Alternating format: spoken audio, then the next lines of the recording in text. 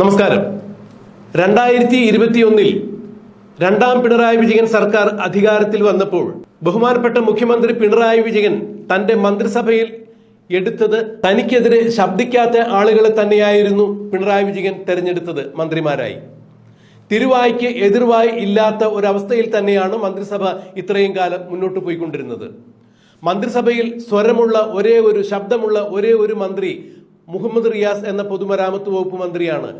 അതായത് ബഹുമാനപ്പെട്ട മുഖ്യമന്ത്രിയുടെ മരുമകൻ കൂടിയായ മുഹമ്മദ് റിയാസിന് മാത്രമേ മന്ത്രിസഭയിൽ ശബ്ദമുള്ള ഏക മന്ത്രി പിണറായി വിജയന് ശേഷം മുഹമ്മദ് റിയാസ് മാത്രമാണ് എന്നുള്ളതാണ് രാഷ്ട്രീയ നിരീക്ഷകർ ചൂണ്ടിക്കാണിക്കുന്നത്. ആർജവത്തോടുകൂടി ശക്തിയുക്തം എന്നും നിലപാടുകൾ എടുത്തിരുന്ന CPI മന്ത്രിമാർ പോലും മന്ത്രിസഭയിൽ നിശബ്ദരാകുന്ന കാഴ്ചയാണ് പിന്നീട് കേരള ജനത കണ്ടറിഞ്ഞത്. എന്നാൽ ഇതിനെല്ലാം ഒരു അപവാദം എന്ന രീതിയിൽ തന്നെയാണ് രണ്ടാം പിണറായി വിജയൻ സർക്കാർ 2.5 വർഷം പിന്നിടുമ്പോൾ KB ഗണേഷ് കുമാറിനെ പൊതുഗതാഗത വകുപ്പ് മന്ത്രിയായി പിണറായി വിജയൻ നിയമിക്കുന്നത്. KB ഗണേഷ് കുമാർ മന്ത്രിസഭയ്ക്ക് പുറത്തുനിന്ന അവസരങ്ങളിലെല്ലാം മുഖ്യമന്ത്രി പിണറായി വിജയനെയും പൊതുമരാമത്ത് വകുപ്പ് മന്ത്രി മുഹമ്മദ് റിയാസിനെയും അതിനിശിതമായി വിമർശിക്കുവാൻ കിട്ടുന്ന ഒരവസരം പോലും പാഴാക്കിയിരുന്നില്ല. ഒരുപക്ഷെ സർക്കാരിനെതിരെ മുന്നണിയിൽ നിന്നുകൊണ്ട് ഏറ്റവും കൂടുതൽ പ്രതികരിച്ച ഒരു MLA ആയിരിക്കും KB ഗണേഷ് കുമാർ എന്ന് പറഞ്ഞാൽ പോലും അതിൽ തെറ്റില്ല. പിണറായി വിജയനെയും മുഹമ്മദ് റിയാസിനെയും അടിക്കാൻ കിട്ടുന്ന ഒരവസരം പോലും ഒരു വേദി പോലും KB ഗണേഷ് കുമാർ ഉപേക്ഷിച്ചിരുന്നില്ല എന്നുള്ളത് തന്നെയാണ് എടുത്തു പറയേണ്ട വസ്തുത. മുന്നണിയിൽ നിന്നുകൊണ്ട് ഇനി ഒരു കാരണവശാലും മന്ത്രിസഭയിലേക്ക് തനിക്ക് പ്രവേശിക്കാൻ സാധിക്കില്ല എന്നൊരു അവസരം സംജാതമായി കഴിഞ്ഞപ്പോൾ വീണ്ടും UDF തന്നെ തിരിച്ചു പോകുവാൻ ഒരുങ്ങുകയായിരുന്നു KB ഗണേഷ് കുമാർ. എന്നാൽ ഒരു കാരണവശാലും KB ഗണേഷ് കുമാറിനെ ഇനി UDF എടുക്കില്ല എന്ന് തന്നെയായിരുന്നു കോൺഗ്രസിന്റെ നിലപാട്. ഈ നിലപാടിനോട് ചേർന്ന് നിൽക്കുവാൻ മുസ്ലിം ലീഗ് പോലുള്ള ഘടകകക്ഷികളും തയ്യാറായി എന്നുള്ളതാണ് എടുത്തു പറയേണ്ട വസ്തുത. തനിക്ക് UDF മടങ്ങാൻ സാധ്യതയില്ല, അഥവാ UDF ചേക്കേറാൻ യാതൊരു തരത്തിലും ഒരു സാധ്യതയില്ല എന്ന് മനസ്സിലാക്കിയ KB ഗണേഷ് കുമാർ വീണ്ടും ഇടതുപക്ഷത്തോടൊപ്പം തന്നെ നിലയുറപ്പിച്ചു നിൽക്കുകയായിരുന്നു. ഏത് വിധേനയും മന്ത്രിസഭയിൽ കയറിപ്പറ്റുക എന്നുള്ള ലക്ഷ്യത്തോടു കൂടി അദ്ദേഹം മുന്നോട്ട് പോവുകയായിരുന്നു. എന്തായാലും ഇനി KB ഗണേഷ് കുമാറിന് മറ്റൊരു സ്ഥലത്തേക്ക് ചാടാൻ സാധിക്കില്ല, ഗതികെട്ട് നിൽക്കുന്നു എന്നുള്ള അവസരത്തിൽ തന്നെയാണ് ഇത്തരം കാര്യങ്ങൾ മനസ്സിലാക്കി തന്നെയാണ് പിണറായി വിജയൻ KB ഗണേഷ് കുമാറിനെ മന്ത്രിസഭയിലേക്ക് എടുത്തത്. അതായത് ഇനി KB ഗണേഷ് കുമാർ യാതൊരു തരത്തിലും പ്രശ്നമുണ്ടാക്കാൻ സാധ്യതയില്ല, UDF പോകാൻ സാധ്യതയില്ല, UDF എടുക്കില്ല എന്നവർ വ്യക്തമാക്കി കഴിഞ്ഞു. ഇനിയും മുന്നണി മാറ്റം ഉണ്ടാകാൻ സാധ്യതയില്ല, KB ഗണേഷ് കുമാറിന് മറ്റു തരത്തിലുള്ള യാതൊരു സാധ്യതകളും മുന്നിലില്ല എന്ന് മനസ്സിലാക്കിയ തിരിച്ചറിഞ്ഞ പിണറായി വിജയൻ ഗതികെട്ട് നിൽക്കുന്ന KB ഗണേഷ് കുമാറിനെ തന്റെ പരിധിയിൽ കൊണ്ടുവരുവാൻ ശ്രമിക്കുകയായിരുന്നു. അങ്ങനെ മന്ത്രിസ്ഥാനം നൽകുകയായിരുന്നു. ഇല്ല എന്നുണ്ടെങ്കിൽ ഒരു കാരണവശാലും പിണറായി വിജയൻ KB ഗണേഷ് കുമാറിന് മന്ത്രിസഭയിലേക്ക് പ്രവേശനം നൽകില്ല എന്ന് തന്നെയായിരുന്നു രാഷ്ട്രീയ നിരീക്ഷകർ അഭിപ്രായപ്പെട്ടിരുന്നത്. അതെന്ത് തന്നെയായാലും രണ്ടാം പിണറായി വിജയൻ സർക്കാർ 2.5 വർഷം പിന്നിടുമ്പോൾ മുന്നണി മര്യാദയനുസരിച്ച് KB ഗണേഷ് കുമാർ മന്ത്രിസഭയിലേക്ക് എത്തിയിരിക്കുന്നു. പത്തനാപുരത്തുള്ള പാർട്ടി വക്താക്കളുടെ ഭിന്നാഭിപ്രായങ്ങളെ മറികടന്നുകൊണ്ട് തന്നെയാണ് പിണറായി വിജയൻ KB ഗണേഷ് കുമാറിനെ മന്ത്രിസഭയിലേക്ക് എടുത്തത്. പത്തനാപുരത്തിലുള്ള മുതിർന്ന പല CPM നേതാക്കൾക്കും KB ഗണേഷ് കുമാറിന്റെ മന്ത്രിസഭാ പ്രവേശനം ഇഷ്ടമായിട്ടില്ല എന്ന് തന്നെയാണ് ഇപ്പോഴും നിലവിലുള്ള സ്ഥിതി. പക്ഷേ അത്തരം കാര്യങ്ങളൊക്കെ വിസ്മരിച്ചുകൊണ്ട് തന്നെ അല്ലെങ്കിൽ അതിനെ അവഗണിച്ചുകൊണ്ട് തന്നെയാണ് പിണറായി വിജയൻ KB ഗണേഷ് കുമാറിനെ മന്ത്രിസഭയിലേക്ക് എടുത്തത്. എന്നാൽ KB ഗണേഷ് കുമാറിനെ ഉൾക്കൊള്ളുവാൻ ഇപ്പോഴും ഇടതുപക്ഷ ജനാധിപത്യ മുന്നണിക്ക് സാധിച്ചിട്ടില്ല എന്നുള്ളതാണ് പുതിയതായി പുറത്തു വരുന്ന വിവരങ്ങളിലൂടെ മനസ്സിലാക്കാൻ കഴിയുന്നത്. ആന്റണി രാജു ഗതാഗത വകുപ്പിൽ നിന്ന് രാജിവെച്ച സ്ഥാനത്തേക്കായിരുന്നു KB ഗണേഷ് കുമാർ മന്ത്രിസ്ഥാനം ഏറ്റെടുത്തതിന് തൊട്ടടുത്ത ദിവസം തന്നെ KSRTCയിൽ സമൂലമായ മാറ്റങ്ങൾ ഉൾക്കൊള്ളിക്കും എന്ന് തന്നെയുള്ളതായിരുന്നു ആദ്യത്തെ അദ്ദേഹത്തിന്റെ പത്രപ്രസ്താവന. ഇതിനു മുമ്പിരുന്ന ആന്റണി രാജുവിന്റെ ഭരണപരിഷ്കാരങ്ങൾ കൊണ്ട് KSRTC കുളം തോണ്ടിയിരിക്കുന്നു എന്നുള്ള വിധത്തിൽ തന്നെയായിരുന്നു അദ്ദേഹത്തിന്റെ പ്രസ്താവനകൾ അത്രയും. പക്ഷേ ഒരു കാരണവശാലും ആന്റണി രാജുവിന്റെ പേരെടുത്തു പറയുവാൻ അദ്ദേഹം പലപ്പോഴും വിമുഖത കാട്ടിയിരുന്നു. അല്ലെങ്കിൽ ആന്റണി രാജുവിനെ നേരിട്ട് കുറ്റപ്പെടുത്തുവാൻ അദ്ദേഹം ഒരിക്കലും ശ്രമിച്ചിരുന്നില്ല എന്നുള്ളതാണ് എടുത്തു പറയേണ്ട വസ്തുത. പക്ഷെ എല്ലാ കുത്തുകളും അല്ലെങ്കിൽ എല്ലാ പ്രസ്താവനകളും ചെന്നുകൊണ്ടിരുന്നത് ആന്റണി രാജു എന്ന പഴയ ട്രാൻസ്പോർട്ട് മന്ത്രിക്ക് തന്നെയായിരുന്നു. KB ഗണേഷ് കുമാറിന്റെ KSRTCയിൽ കൊണ്ടുവരാൻ ഉദ്ദേശിക്കുന്ന ഭരണപരിഷ്കാരങ്ങൾ മുഖ്യമന്ത്രിക്കും അല്ലെങ്കിൽ ഇടതുപക്ഷ ജനാധിപത്യ മുന്നണിക്കും ചെറുതൊന്നുമല്ല തലവേദനയുണ്ടാക്കിയത്. ഒരു കാരണവശാലും ഏത് യൂണിയനാട്ടെ യൂണിയന്റെ അതിർവിട്ട പ്രവർത്തനങ്ങൾക്കൊന്നും തന്നെ KSRTCയിൽ ഇനി മുതൽ സ്ഥാനം ഉണ്ടായിരിക്കില്ല. അവർ മാനേജ്മെന്റ് സ്റ്റാഫ് ആയാലും കൊള്ളാം, അല്ലെങ്കിൽ മറ്റേതെങ്കിലും തരത്തിലുള്ള സ്റ്റാഫുകളായാലും കൊള്ളാം എന്ന് തന്നെയാണ് KB ഗണേഷ് കുമാർ പറഞ്ഞത്. പണിയെടുക്കാതെ തന്റെ വകുപ്പിൽ ആരെങ്കിലും ശമ്പളം മേടിക്കാം എന്ന് ഉദ്ദേശിക്കുന്നുണ്ടെങ്കിൽ അവർക്ക് പിരിഞ്ഞു പോകാം എന്ന് തന്നെയാണ് KB ഗണേഷ് കുമാർ തുറന്നടിച്ചത്. പൊതുഗതാഗത വകുപ്പിൽ പണിയെടുക്കാതെ ആരെങ്കിലും ശമ്പളം മേടിക്കാൻ ഉദ്ദേശിക്കുന്നുണ്ടെങ്കിൽ അവരിനി ഈ സർവീസുകളിൽ ഉണ്ടാവില്ല എന്ന് തന്നെയാണ് KB ഗണേഷ് കുമാർ പറഞ്ഞത്.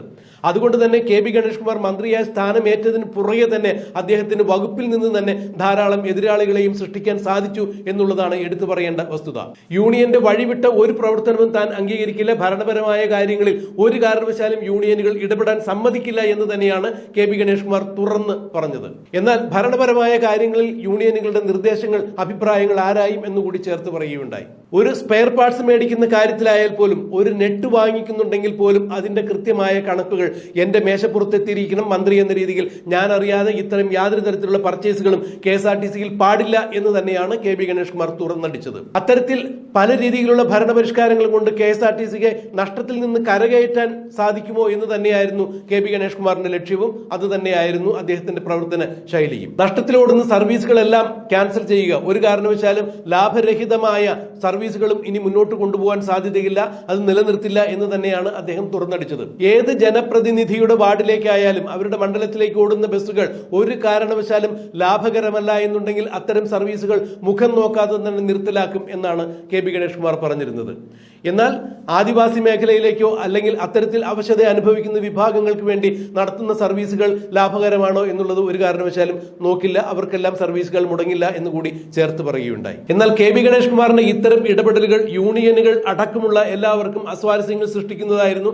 എല്ലാവർക്കും KB ഗണേഷ് കുമാറിന്റെ ഇത്തരം ഭരണപരിഷ്കാരങ്ങളോട് വിയോജിപ്പ് തന്നെയായിരുന്നു. പക്ഷേ മറനീക്കി പുറത്തു പറയുവാൻ ആരും തയ്യാറായില്ല എന്നുള്ളത് തന്നെയായിരുന്നു വാസ്തവം. എന്നാൽ ഇപ്പോൾ KB ഗണേഷ് കുമാറിനെതിരെ തുറന്നടിക്കുവാൻ ഒരു അവസരം കിട്ടിയിരിക്കുന്നു. അതായത് KSRTCയിൽ ഉള്ള ഈ ബസ്സുകൾ ഇനി ഒരു കാരണവശാലും ഈ ബസ്സുകൾ വാങ്ങിക്കില്ല എന്ന് തന്നെയാണ് KB ഗണേഷ് കുമാർ തുറന്നടിച്ചത്. ഈ ബസ്സുകൾ താരതമ്യേന ചിലവ് കൂടുതലാണ്. ഒരു ബസ് വാങ്ങിക്കണം എന്നുണ്ടെങ്കിൽ 93 ലക്ഷം മുതൽ 1,10,00,000 രൂപ വരെ ചിലവാകുന്ന ഒരു രീതിയാണ് ഇപ്പോൾ നിലവിലുള്ളത്. ഈ പണമുണ്ടെങ്കിൽ 4 ബസ്സുകൾ, സാധാരണ 4 ബസ്സുകൾ വാങ്ങിച്ച് ലാഭകരമായ സർവീസുകൾ മുന്നോട്ട് കൊണ്ടുപോകാൻ സാധിക്കും എന്നാണ് KB ഗണേഷ് കുമാർ തുറന്നടിച്ചത്. എന്നാൽ കേന്ദ്ര സ്മാർട്ട് പദ്ധതി പ്രകാരം കേരളത്തിന് ലഭ്യമാകുന്ന ഇത്തരം ബസ്സുകൾ വേണ്ട എന്ന് വെക്കാൻ ഒരു മന്ത്രിക്ക് ഒറ്റയ്ക്ക് തീരുമാനമെടുക്കാൻ സാധിക്കില്ല. ഇവിടെ മന്ത്രിസഭയുണ്ട്. മന്ത്രിസഭയുടെ കൂട്ടായ തീരുമാനങ്ങളിലൂടെയാണ് ഇത്തരം നയപരമായ കാര്യങ്ങളിൽ തീരുമാനമെടുക്കുക. ഒരു മന്ത്രി, കേവലം ഒരു മന്ത്രി ഇങ്ങനെ ഈ ബസ് വേണ്ട, ഈ ബസ് സർവീസുകൾ നിർത്തലാക്കും എന്നുള്ളതൊക്കെ പറയാൻ മന്ത്രിക്ക് എവിടെ നിന്നാണ് ഇത്തരത്തിലുള്ള ധൈര്യം കിട്ടിയത്? അത് വെറുതെ തന്നെയാണ് എന്നാണ് കഴിഞ്ഞ ദിവസം CPMന്റെ സംസ്ഥാന സെക്രട്ടറിയായ MP ഗോവിന്ദൻ KB ഗണേഷ് കുമാറിനെതിരെ പൊട്ടിത്തെറിച്ചുകൊണ്ട് സംസാരിച്ചത്. അതായത് പാർട്ടി സെക്രട്ടറി തന്നെ ഇപ്പോൾ KB ഗണേഷ് കുമാറിനെതിരെ തിരിഞ്ഞിരിക്കുന്നു എന്നുള്ളതാണ് ചിത്രം. എന്ത് തരത്തിലുള്ള തീരുമാനങ്ങളായാലും അത് പ്രത്യേകിച്ച് നയപരമായ തീരുമാനങ്ങൾ മന്ത്രി ഒറ്റയ്ക്ക് കൈക്കൊള്ളേണ്ടതല്ല. പൊതുജന മധ്യത്തിൽ വന്ന് നിന്നുകൊണ്ട് അത്തരം തീരുമാനങ്ങൾ എടുത്തു എന്നുള്ള രീതിയിൽ മന്ത്രി പറയുന്നത് മുന്നണി മര്യാദകൾക്ക് നിരക്കാത്ത കാര്യം തന്നെയാണ്, മന്ത്രിസഭയുടെ അന്തസ്സിന് നിരക്കാത്ത കാര്യം തന്നെയാണ്. അതുകൊണ്ട് ഇത്തരം കാര്യങ്ങൾ തീരുമാനിക്കാൻ ഇവിടെ മന്ത്രിസഭയുണ്ട്. മന്ത്രിസഭ കൂടിയാലോചിച്ചുകൊണ്ടാണ് ഇത്തരം കാര്യങ്ങളിലുള്ള നയപരമായ കാര്യങ്ങൾ തീരുമാനമെടുക്കുന്നത്. ഒരു മന്ത്രിക്ക് മാത്രം ഇത്തരത്തിൽ ഒരു കാര്യങ്ങൾ തീരുമാനമെടുക്കുവാനുള്ള ഉത്തരവാദിത്തമില്ല. അതൊരു കാരണവശാലും വകവെച്ച് കൊടുക്കില്ല എന്നാണ് MP ഗോവിന്ദൻ കഴിഞ്ഞ ദിവസം മാധ്യമങ്ങളെ കണ്ടപ്പോൾ പ്രസ്താവിച്ചത്. ഈ ബസ് നിർത്തലാക്കും എന്നറിഞ്ഞതോടുകൂടി പഴയ ഗതാഗത വകുപ്പ് മന്ത്രി ആന്റണി രാജു സടകുടഞ്ഞെഴുന്നേറ്റ് MP ഗോവിന്ദനെ കണ്ട് കൃത്യമായ രീതിയിൽ കാര്യങ്ങൾ ധരിപ്പിക്കുകയുണ്ടായി. അതിനുശേഷമായിരുന്നു MP ഗോവിന്ദൻ KB ഗണേഷ് കുമാറിനെതിരെ ഇങ്ങനെ കൃത്യമായി തന്നെ പൊട്ടിത്തെറിച്ചുകൊണ്ട് സംസാരിച്ചത്. അതായത് മുന്നണി മര്യാദകൾ ലംഘിച്ചുകൊണ്ട് KB ഗണേഷ് കുമാർ മന്ത്രിസഭയിൽ ഏതെങ്കിലും തരത്തിൽ പരിഷ്കാരങ്ങൾ കൊണ്ടുവരാം, അതുകൊണ്ട് അതുവഴി ജനങ്ങളുടെ ജനപ്രീതി നേടാം എന്നുള്ള തരത്തിൽ KB ഗണേഷ് കുമാർ ഇത്തരത്തിൽ മുന്നോട്ട് പോകാനാണ് പരിപാടിയെങ്കിൽ തീർച്ചയായും KB ഗണേഷ് കുമാറിനെ ഞങ്ങൾ മൂക്കുകയറിടും, മൂലക്കിരുത്തും എന്നുള്ള സന്ദേശം തന്നെയായിരുന്നു MP ഗോവിന്ദന്റെ പത്രപ്രസ്താവനയിൽ ഉടനീളം നിറഞ്ഞു നിന്നിരുന്നത്. ഇതിൽ നിന്നും മനസ്സിലാക്കേണ്ടത് KB ഗണേഷ് കുമാറിനെതിരെ ഒരു സംഘം ആളുകൾ കൃത്യമായി തന്നെ ഇടതുപക്ഷ ജനാധിപത്യ മുന്നണിയിൽ എതിർചേരിയിൽ നിലകൊള്ളുന്നു എന്നുള്ളത് തന്നെയാണ്. KB ഗണേഷ് കുമാറിന് നയപരമായ തീരുമാനങ്ങൾ എടുക്കേണ്ടത് മന്ത്രിസഭയിലാണ്, അല്ലാതെ KSRTC പോലുള്ള ഇത്തരം ഒരു പൊതുഗതാഗത വകുപ്പിൽ ഒരു മന്ത്രി ഒറ്റയ്ക്ക് എങ്ങനെയാണ് തീരുമാനമെടുക്കുക എന്നാണ് അവർ ഇപ്പോൾ KB ഗണേഷ് കുമാറിനെതിരെ ആരോപണമായി മുന്നോട്ട് വരുന്നത്. ഏത് വിധേനയും KB ഗണേഷ് കുമാറിനെ ഒതുക്കേണ്ട ഒരു സാഹചര്യം അല്ലെങ്കിൽ അത്തരത്തിലൊരു വിഷയം വീണ് കിട്ടുവാൻ വേണ്ടി നോക്കി നടന്ന ഇടതുപക്ഷ ജനാധിപത്യ മുന്നണിക്ക് ഇപ്പോൾ KB ഗണേഷ് കുമാറിനെ അടിക്കുവാനുള്ള വടി KB ഗണേഷ് കുമാർ തന്നെ വെട്ടിക്കൊടുത്തിരിക്കുന്നു എന്നുള്ളതാണ് രാഷ്ട്രീയ നിരീക്ഷകർ സൂചിപ്പിക്കുന്നത്. ഈ ബസ്സിനെ കുറിച്ച് ഗണേഷ് കുമാർ പറയുന്നത് ഇങ്ങനെയാണ്: 93 ലക്ഷം രൂപ മുതൽ 1,10 ലക്ഷം രൂപ വരെ മുടക്കിയിട്ടാണ് ഒരു ഈ ബസ് വാങ്ങിക്കുന്നത്. ഇത് വാങ്ങിക്കുന്ന തുക നമുക്ക് നഷ്ടമാണ് എന്ന് അദ്ദേഹം പറയുവാൻ കാരണം ഇതിന്റെ ബാറ്ററി 1-2 വർഷം കഴിയുമ്പോൾ കേടായി കഴിഞ്ഞാൽ ഏതാണ്ട് 50 ലക്ഷം രൂപയിലധികമാകും ഒരു ബസ്സിന് ബാറ്ററി മാറ്റിവെക്കുവാൻ വേണ്ടി. അത് നഷ്ടം തന്നെയാണ്. ഒരുപക്ഷെ ഇന്ധനം അടിക്കുന്ന പെട്രോളോ ഡീസലോ അടിക്കുന്ന ഇന്ധനത്തിന്റെ ചെലവ് നോക്കുമ്പോൾ ഈ ബസ് ലാഭകരമായി തന്നെ മുന്നോട്ട് പോകാം. പക്ഷേ ഇതിന്റെ ബാറ്ററി മുതലായുള്ള സ്പെയർ പാർട്സുകൾ മാറ്റി വെക്കേണ്ടി വന്നു കഴിഞ്ഞാൽ അത് കനത്ത നഷ്ടത്തിലേക്കായിരിക്കും KSRTCയെ നയിക്കുക എന്നാണ് KB ഗണേഷ് കുമാർ അഭിപ്രായപ്പെട്ടത്. മാത്രമല്ല, ഒരു ഈ ബസ് വാങ്ങിക്കുന്ന പണമുണ്ടെങ്കിൽ 4 സാധാരണ ബസ്സുകൾ വാങ്ങിച്ച് നല്ല രീതിയിൽ സർവീസ് നടത്തി ലാഭമുണ്ടാക്കാം എന്നാണ് KB ഗണേഷ് കുമാർ അഭിപ്രായപ്പെട്ടത്. എന്നാൽ സാധാരണക്കാർക്ക് പ്രയോജനപ്രദമായ റൂട്ടിലോടുന്ന ഈ ബസ്സുകൾ ഒരു കാരണവശാലും നിർത്തലാക്കാൻ സാധിക്കില്ല എന്നാണ് ഇടതുപക്ഷത്തിന്റെ ഇപ്പോഴുള്ള അഭിപ്രായം. അവർ അതിൽ ഉറച്ചു നിൽക്കുന്നു. തിരുവനന്തപുരം സിറ്റിയിലാണ് ഇപ്പോൾ ഈ ബസ്സുകൾ സർവ്വസാധാരണമായി ഓടിക്കൊണ്ടിരിക്കുന്നത്. തിരുവനന്തപുരം സിറ്റിയിൽ ഓടുന്ന ഈ ബസ്സുകൾക്ക് മറ്റൊരു പ്രത്യേകത കൂടിയുണ്ട്. എത്ര ദൂരം യാത്ര ചെയ്താലും ഈ ബസ്സിൽ 10 രൂപ മാത്രമേ ടിക്കറ്റ് ചാർജ് വരുന്നുള്ളൂ. എന്നാൽ ഇതുകൂടി ഇപ്പോൾ പരിശോധിക്കുവാൻ KB ഗണേഷ് കുമാർ ഉത്തരവിട്ടിരിക്കുന്നു. ഈ ബസ്സുകൾ ഓടുമ്പോൾ എത്ര രൂപയാണ് ചിലവ് വരുന്നത്, എത്ര രൂപയാണ് വരുമാനം കിട്ടുന്നത്, ഇത്തരം കാര്യങ്ങൾ പരിശോധിച്ചതിന് ശേഷം മാത്രമേ ഈ ബസ്സിന്റെ കാര്യത്തിൽ ഒരു നടപടി കൈക്കൊള്ളുവാൻ പാടുള്ളൂ എന്നുകൂടി KB ഗണേഷ് കുമാർ പറയുന്നു. പക്ഷേ ഇത് ഒരു കാരണവശാലും സർക്കാരിൽ കൂടിയാലോചിക്കാതെയാണ് KB ഗണേഷ് കുമാർ ഇത്തരം ഭരണപരിഷ്കാരങ്ങൾ എന്ന രീതിയിൽ ഇത്തരം കാര്യങ്ങൾ പറയുന്നത്. അതൊരു കാരണവശാലും വകവെച്ചു കൊടുക്കാൻ മുന്നണി മര്യാദ അനുസരിച്ച് സാധിക്കില്ല എന്ന് തന്നെയാണ് ഇപ്പോൾ MV ഗോവിന്ദനും തുറന്നടിച്ചിരിക്കുന്നത്. പാർട്ടി സെക്രട്ടറി പോലും മന്ത്രിക്കെതിരെ തിരിഞ്ഞു എന്നറിഞ്ഞതോടുകൂടി വട്ടിയൂർക്കാവ് MLA ആയ VK പ്രകാശ് ഉൾപ്പെടെയുള്ള ആളുകൾ ഇപ്പോൾ KB ഗണേഷ് കുമാറിനെതിരെ എത്തിയിരിക്കുന്നു. ഒരു കാരണവശാലും കൂടിയാലോചനകളില്ലാതെ ഇത്തരം കാര്യങ്ങളിൽ മന്ത്രി തീരുമാനമെടുക്കാൻ പാടില്ല. KSRTCയെ ലാഭത്തിലാക്കുവാൻ വേണ്ടി മന്ത്രി പ്രയത്നിക്കുന്നുണ്ടെങ്കിൽ അത് നല്ല കാര്യം തന്നെ. പക്ഷേ ഈ ബസ് പോലെ സാധാരണക്കാർക്ക് പ്രയോജനപ്രദമായ സർവീസുകൾ നിർത്തലാക്കിക്കൊണ്ടല്ല KSRTCയിൽ പരിഷ്കരണങ്ങൾ കൊണ്ടുവരേണ്ടത് എന്ന് തന്നെയാണ് VK പ്രകാശ് തുറന്നടിച്ചത്. VK പ്രകാശിന്റെ പ്രസ്താവന വന്നതിനെ തുടർന്ന് തിരുവനന്തപുരം മേയറായ ആര്യയും കൂടി ഇപ്പോൾ KB ഗണേഷ് കുമാറിന് എതിരെ രംഗത്ത് വന്നിരിക്കുന്നു. ഒരു കാരണവശാലും KSRTCയിൽ ഭരണപരിഷ്കാരങ്ങൾ കൊണ്ടുവരുന്നു എന്ന നിലയിലുള്ള കാര്യങ്ങൾ ഏർപ്പെടുത്തി കഴിഞ്ഞാൽ അത് സാധാരണ ജനത്തിന്റെ സഞ്ചാര സ്വാതന്ത്ര്യത്തെ ബലി കഴിച്ചുകൊണ്ടാകരുത് എന്നാണ് ആര്യ തുറന്നടിച്ചിരിക്കുന്നത്. അതായത് പാർട്ടിക്കകത്തും പാർട്ടിക്ക് പുറത്തും ഇപ്പോൾ KB ഗണേഷ് കുമാറിനെ ചൊല്ലി വിവാദങ്ങൾ തലപൊക്കുന്നു എന്ന് തന്നെയാണ്. ഭരണപരിഷ്കാരങ്ങൾ എന്ന രീതിയിൽ ചില മാറ്റങ്ങൾ കൊണ്ടുവന്ന് KB ഗണേഷ് കുമാർ ഒറ്റയ്ക്ക് അങ്ങനെ ആളാകാൻ ശ്രമിക്കേണ്ട. ഇത് മന്ത്രിസഭയുടെ കൂട്ടുത്തരവാദിത്വം തന്നെയാണ്. മന്ത്രിസഭയിൽ മറ്റാരെങ്കിലും അങ്ങനെ ഹൈപ്പ് ഉണ്ടാക്കാൻ ശ്രമിക്കേണ്ട എന്ന് തന്നെയാണ് ഇതിന്റെ പുറകിൽ ഒളിഞ്ഞിരിക്കുന്ന ഒരു വികാരം എന്ന് തന്നെയാണ് ഇപ്പോൾ രാഷ്ട്രീയ നിരീക്ഷകർ ചൂണ്ടിക്കാണിക്കുന്നത്. ഏത് വിധേനയും KB ഗണേഷ് കുമാറിനെ ഒതുക്കുവാൻ വേണ്ടി തന്നെയാണ് ഇത്തരം നടപടികളുമായി ഇടതുമുന്നണി മുന്നോട്ട് പോകുന്നത് എന്നാണ് മനസ്സിലാക്കുന്നത് കഴിയുന്നത്. ഇതിന് മുഖ്യമന്ത്രിയുടെ മൗനാനുവാദം ഇതിൽ ഉണ്ടായിട്ടുണ്ട് എന്ന് തന്നെയാണ് അറിയാൻ കഴിയുന്നത്. എന്നാൽ KB ഗണേഷ് കുമാറിനെതിരെ ഇവരെല്ലാം തിരിയുന്നത് കൃത്യമായ അഴിമതി ലാക്കാക്കിക്കൊണ്ട് തന്നെയാണ് എന്നുള്ളതാണ് പുറത്തു വരുന്ന വിവരങ്ങൾ. ഇപ്പോൾ കിഫ്ബിയിൽ നിന്നും 800 കോടി രൂപയാണ് ഈ ബസ് വാങ്ങിക്കുന്നതിന് വേണ്ടി അനുവദിച്ചിരിക്കുന്നത്. എന്തായാലും 800 കോടി രൂപ മുടക്കി ഈ ബസ്സുകൾ വാങ്ങിക്കുമ്പോൾ ഇതിന് കിട്ടുന്ന കമ്മീഷൻ കോടിക്കണക്കിന് രൂപ തന്നെയായിരിക്കും. ഈ കോടിക്കണക്കിന് രൂപയിലുള്ള കമ്മീഷനിലാണ് പലർക്കും നോട്ടം. അതുകൊണ്ട് തന്നെയാണ് ഈ ബസ്സുകൾ വാങ്ങിക്കേണ്ട എന്ന് അല്ലെങ്കിൽ ഈ ബസ്സുകൾ ഇനി വേണ്ട എന്ന് KB ഗണേഷ് കുമാർ പറയുമ്പോൾ ഇത്തരം കമ്മീഷനിലുള്ള ആകർഷണീയത കൊണ്ട് തന്നെയാണ് KB ഗണേഷ് കുമാറിന്റെ ഭരണപരിഷ്കാരങ്ങൾ ഒരു കാരണവശാലും ഇവർ അംഗീകരിക്കാത്തത് എന്നുകൂടി എടുത്തു പറയേണ്ടിയിരിക്കുന്നു എന്നാണ് രാഷ്ട്രീയ നിരീക്ഷകർ അഭിപ്രായപ്പെടുന്നത്. KB ഗണേഷ് കുമാറിനെ സംബന്ധിച്ചിടത്തോളം ഭരണവകുപ്പിൽ അഴിമതി നടത്തി പണമുണ്ടാക്കേണ്ട ആവശ്യമില്ല. ഇതുവരെയും KB ഗണേഷ് കുമാർ ഭരണതലത്തിലിരുന്നപ്പോൾ ഒരു കാരണവശാലും KB ഗണേഷ് കുമാറിനെതിരെ അഴിമതി ആരോപണങ്ങൾ ഒന്നും തന്നെ ഉണ്ടായിട്ടില്ല. പക്ഷേ KB ഗണേഷ് കുമാറിന്റെ പൊതുജീവിതത്തിലും വ്യക്തിജീവിതത്തിലും ചില അസ്വാരസ്യങ്ങളും വിമർശനങ്ങളും എല്ലാം ഉണ്ടായിട്ടുണ്ട്. പക്ഷേ ഒരു കാരണവശാലും ഒരു മന്ത്രി എന്ന രീതിയിൽ KB ഗണേഷ് കുമാറിനെതിരെ യാതൊരു തരത്തിലുള്ള അഴിമതി ആരോപണങ്ങളും സാമ്പത്തിക ക്രമക്കേടുകളും ഇതുവരെ ഉന്നയിക്കപ്പെട്ടിട്ടില്ല എന്നുള്ളത് എടുത്തു പറയേണ്ട വസ്തുത തന്നെയാണ്. അതുകൊണ്ട് കെ ബി ഗണേഷ് കുമാറിനെ അഴിമതി വീരനെന്നോ സാമ്പത്തിക ക്രമക്കേട് നടത്തി തട്ടിപ്പുകാരനോ എന്ന് പറഞ്ഞുകൊണ്ട് ഒരു കാരണവശാലും പുറത്താക്കാൻ സാധിക്കില്ല എന്ന് ഇടതുപക്ഷ ജനാധിപത്യ മുന്നണിക്കും വേണ്ടപ്പെട്ടവർക്കും എല്ലാവർക്കും അറിയാം.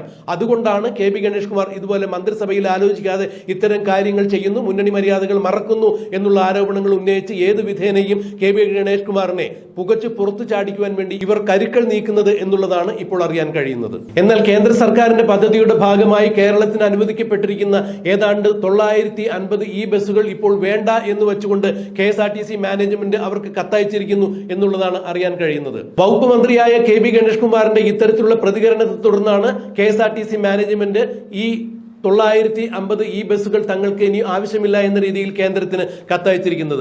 എന്നാൽ മാനേജ്മെന്റ് ഇത്തരത്തിലൊരു കത്തയക്കുമ്പോൾ ഒരു കാരണവശാലും കെ ബി ഗണേഷ് കുമാറിനോട് ആലോചിച്ചിരുന്നില്ല, മന്ത്രിയോട് ആലോചിക്കാതെയാണ് KSRTC മാനേജ്മെന്റ് ഇത്തരത്തിലൊരു കത്ത് കേന്ദ്രത്തിന് അയച്ചിരിക്കുന്നത്. ഇതിലൂടെ കെ ബി ഗണേഷ് കുമാറിനെ ഏത് വിധേനയും പുകച്ചു പുറത്തു ചാടിക്കുക എന്നുള്ള ലക്ഷ്യം തന്നെയാണ് മാനേജ്മെന്റും ലക്ഷ്യമിടുന്നത്. KSRTCയെ പരിഷ്കരണത്തിലൂടെ മുന്നോട്ട് കൊണ്ടുപോകും അല്ലെങ്കിൽ ലാഭകരമായി മാറ്റിയെടുക്കും എന്ന് പറയുന്ന കെ ബി ഗണേഷ് കുമാർ തന്നെ KSRTCയുടെ അന്തകനാകുന്നു എന്ന് വരുത്തി തീർക്കുവാൻ വേണ്ടി തന്നെയാണ് KSRTC മാനേജ്മെന്റ് ആരുടെയൊക്കെ ഒത്താശയ്ക്ക് വശംബദ്ധരായി KSRTC മന്ത്രിയായ പൊതുഗതാഗത വകുപ്പ് മന്ത്രിയായ കെ ബി ഗണേഷ് കുമാറിനോട് പോലും ആലോചിക്കാതെ കേന്ദ്രം അനുവദിച്ച 950 ഈ ബസ്സുകൾ വേണ്ടെന്ന് പറഞ്ഞുകൊണ്ട് അവർക്ക് കത്തെഴുതിയത്.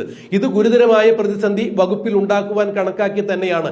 ഇതിനു പുറകിൽ ഇടതുപക്ഷത്തിന്റെ സമുന്നതരായ നേതാക്കൾ തന്നെയാണ് മാനേജ്മെന്റിന് ഇത്തരം ഒത്താശ ചെയ്തിരിക്കുന്നത് എന്നുള്ള വിവരങ്ങൾ പുറത്തു വരുന്നു. അതായത് ഏത് വിധേനയും കെ ബി ഗണേഷ് കുമാറിനെ പുറത്താക്കുക എന്നുള്ളത് തന്നെയാണ് ഇവരുടെ ലക്ഷ്യം. ആ ഉദ്ദേശത്തോടു കൂടി തന്നെയാണ് ഇപ്പോൾ ഇടതുപക്ഷ ജനാധിപത്യ മുന്നണിയിലെ പലരും ചേർന്നുകൊണ്ട് കെ ബി ഗണേഷ് കുമാറിനെതിരെ കരുക്കൾ നീക്കുന്നത്.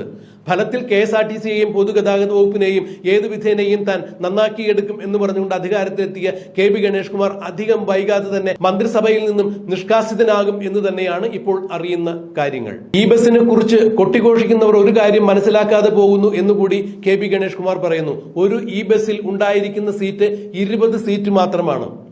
ഈ 20 സീറ്റുള്ള ഈ ബസ്സിനാണ് 93 ലക്ഷം മുതൽ 1,10 ലക്ഷം രൂപ വരെ മുതൽ മുടക്കുന്നത്. എന്നാൽ 40ഓ 48ഓ സീറ്റുള്ള സാധാരണ വണ്ടി 4 ബസ്സുകൾ ഒരു ഈ ബസ് മേടിക്കുന്ന പണം കൊണ്ട് വാങ്ങിക്കാം എന്ന് തന്നെയാണ് കെ ബി ഗണേഷ് കുമാർ പറഞ്ഞിരിക്കുന്നത്. അന്തരീക്ഷ മലിനീകരണം ഉണ്ടാകുന്നില്ല, ഒറ്റ ഒരു ഗുണം മാത്രമാണ് ഈ ബസ് കൊണ്ട് സമൂഹത്തിനുള്ളത് എന്നാണ് കെ ബി ഗണേഷ് കുമാർ പറഞ്ഞത്. അന്തരീക്ഷ മലിനീകരണം ഉണ്ടാകാതിരിക്കുവാൻ വേണമെന്നുണ്ടെങ്കിൽ ഓരോരോ നഗരസഭകൾക്കും കേന്ദ്രീകരിച്ച് പ്രവർത്തിക്കാം. അവരവരുടെ നഗരസഭകളിൽ അന്തരീക്ഷ മലിനീകരണം ഉണ്ടാകാതിരിക്കുവാൻ വേണ്ടി വേണമെങ്കിൽ നഗരസഭകൾക്ക് തന്നെ ഇത്തരത്തിലുള്ള ഈ ബസ്സുകൾ ഓപ്പറേറ്റ് ചെയ്യാവുന്നത് തന്നെയാണ്. അത് KSRTCയെ വൻപിച്ച ഒരു കടക്കണിയിൽ ആഴ്ത്തിക്കൊണ്ട് ഇത്തരം ഭരണപരിഷ്കാരങ്ങൾ, അതായത് ഈ ബസ് പോലുള്ള ഭരണപരിഷ്കാരങ്ങൾ കൊണ്ടുവന്ന് വമ്പിച്ച സാമ്പത്തിക ബാധ്യത വീണ്ടും KSRTCക്ക് ഉണ്ടാക്കേണ്ടതില്ല എന്നാണ് കെ ബി ഗണേഷ് കുമാർ പറഞ്ഞത്. പക്ഷേ ഇത്തരം ഭരണപരിഷ്കാരങ്ങളോ ഇത്തരം കാര്യങ്ങളോ ഒന്നും ചെവിക്കൊള്ളുവാൻ വേണ്ടപ്പെട്ട ഉദ്യോഗസ്ഥരോ അല്ലെങ്കിൽ ഇടതുപക്ഷ ജനാധിപത്യ മുന്നണിയുടെ സമുന്നതരായ നേതാക്കളോ മുഖ്യമന്ത്രിയോ മറ്റുള്ള മന്ത്രിമാരോ തയ്യാറല്ല